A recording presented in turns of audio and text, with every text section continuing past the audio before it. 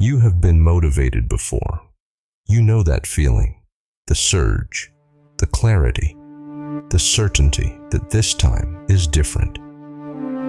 And then it left, and you were exactly where you started.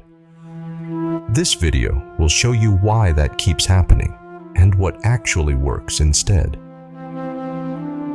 Because here is what no one in the motivation industry will tell you. Motivation is not the problem. It never was.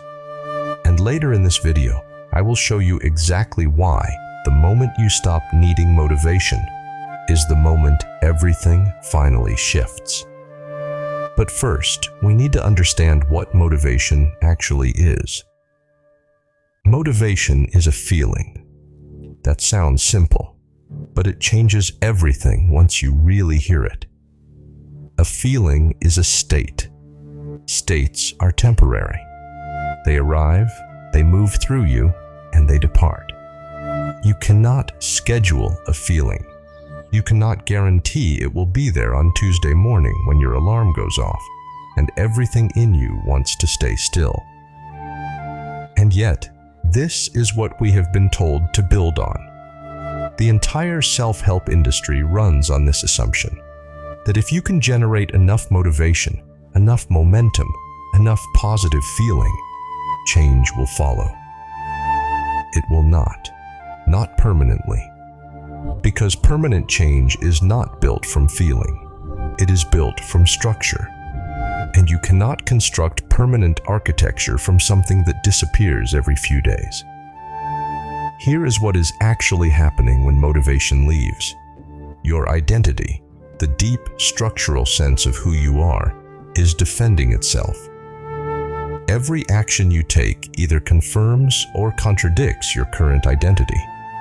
When you feel motivated, the action feels possible because the feeling temporarily overrides the identity. But when the feeling leaves, the identity remains, and the identity says, "This is not who we are. Stop." This is not weakness. This is your system working exactly as designed. The problem is not you. The problem is that you have been trying to change the behavior without changing the structure that generates the behavior. There is a level below motivation, below thought, below emotion, below intention. A level where the original instruction, the one that decides what is possible for you, was first written. Nichiren Buddhism calls this the ninth consciousness. Not a metaphor, a precise description of the deepest layer of human experience. The layer that generates everything above it, your habits, your reactions, your automatic sense of what you deserve and what you do not. Most systems for change work at the surface. They adjust behavior. They rewire habits. They reframe thoughts.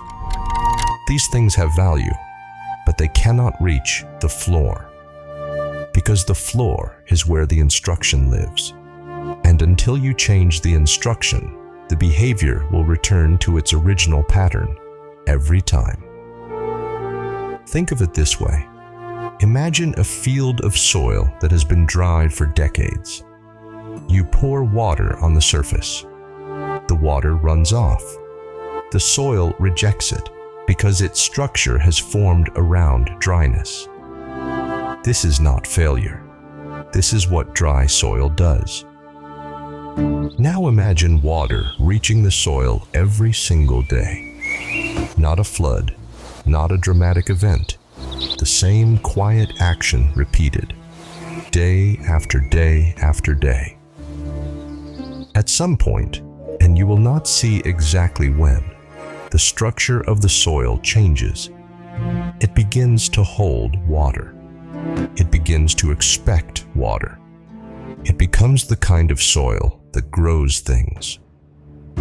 This is what chanting Namu Myoho Renge does. Not to your habits, not to your thoughts, to the soil, to the ninth consciousness, to the layer where the original instruction lives. Every time you chant, you are not generating motivation.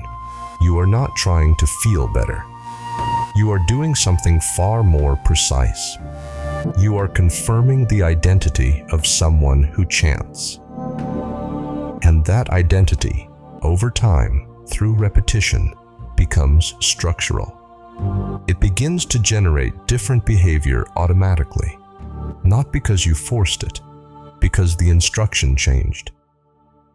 But here is what almost everyone gets wrong. Even people who have been chanting for years. There is one specific mistake that turns this practice into just another thing you do, without it ever reaching the floor. And if you are making this mistake, the soil never changes. The instruction never updates. I will show you exactly what that mistake is. The mistake is chanting for the result.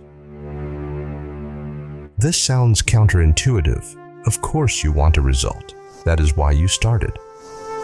But when you chant for the result, you are placing the cause in the future. You are saying, I am not yet the person who has this. I am waiting to become that person. And the ninth consciousness hears exactly that. Not the desire, the distance. In Nichiren Buddhism, cause and effect are not sequential, they are simultaneous.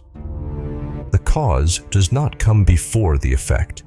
The cause contains the effect. The moment you plant the seed, the tree exists, not yet visible, but structurally present.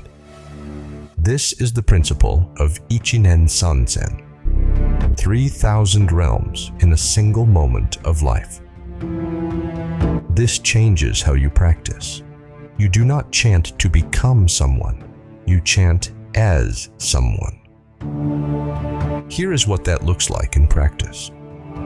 Before you sit down to chant, take one breath. Name the identity you are confirming, not the result you want, the person you are being. I am someone who does not abandon myself. I am someone whose effort reaches the floor. I am someone whose life is changing at a level I cannot yet see. Then chant, not to get there, from there. 10 minutes. Not because 10 minutes is magical, because 10 minutes is long enough to feel the shift from waiting to being. The motivation question disappears when you do this, because motivation is a question you ask when you are not yet sure who you are. Identity does not ask that question. Identity acts. And identity, once structural, acts even on the mornings when everything in you wants to stay still. How exactly does chanting Namu Myoho Renge Kyo change your identity when motivation cannot? The answer is this: motivation works at the level of feeling. Chanting works at the level of the ninth consciousness, the deepest layer of human life, where the original instructions about who you are were first written.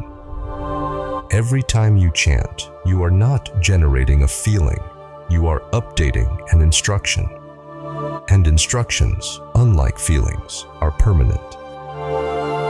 This is why practitioners describe a shift that has nothing to do with positivity or enthusiasm. They describe something quieter, a structural change in what they automatically reach for, in what feels natural, in what they no longer have to force. That is not motivation. That is identity. And identity does not leave on Tuesday morning. You now understand why motivation was never the answer, and you understand what works instead, and how to do it in a way that reaches the floor. But there is one more layer beneath this. The reason some people chant for months without feeling the shift, while others feel it within days. The difference is not effort, it is something far more specific. The video on your screen right now will show you exactly what that is. I will see you there.